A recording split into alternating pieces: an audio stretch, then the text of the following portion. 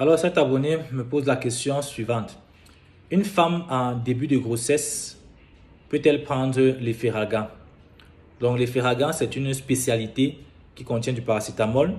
Et j'ai déjà fait une vidéo où j'explique les notions de spécialité, de dénomination commune internationale, en abrégé DCI, de nom des molécules, de générique. Je vous invite à regarder cette vidéo pour en savoir davantage. Donc, pour revenir à la question, elle veut donc savoir si elle peut prendre du paracétamol étant enceinte. Donc, il faut dire que la grossesse est une situation physiopathologique assez complexe, assez délicate et assez sensible, avec la présence du fœtus dans l'organisme de la maman, dans le corps de la maman.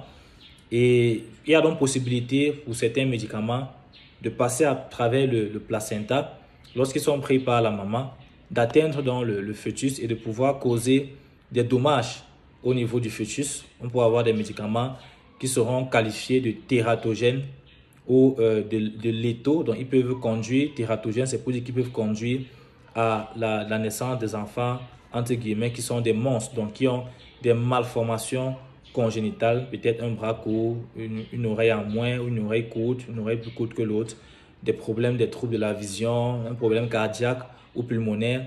C'est pourquoi il est toujours important de consulter un médecin ou votre gynécologue qui vous suit ou alors un pharmacien avant de prendre un médicament si vous êtes enceinte, afin de vous rassurer qu'il n'y a pas de risque ou que le risque est assez faible pour vous et pour votre fœtus, pour ne pas entraver le développement du fœtus.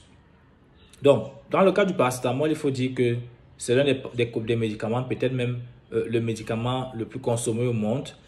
Et c'est l'un des médicaments aussi qui ne présente pratiquement aucun risque. Je dis pratiquement parce que tous les médicaments comportent des risques. La prise de tout médicament de manière générique, de manière générale, comporte forcément des risques parce que en général, les médicaments sont des substances artificielles qui ne sont pas naturellement présentes dans l'organisme ou dans la nature.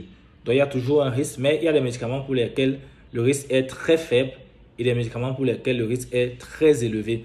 Donc, dans le cas du paracétamol, le risque est pratiquement nul. C'est pour ça que c'est le seul antalgique, c'est-à-dire antidouleur, les médicaments qui combattent la douleur.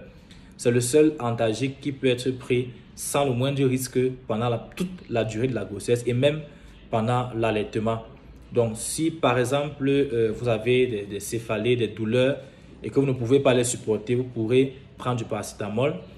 Rassurez-vous juste de prendre le paracétamol au bon dosage, à la bonne posologie. Et aussi, rassurez-vous que vous ne prenez pas d'autres médicaments qui contiennent du paracétamol pour éviter un surdosage.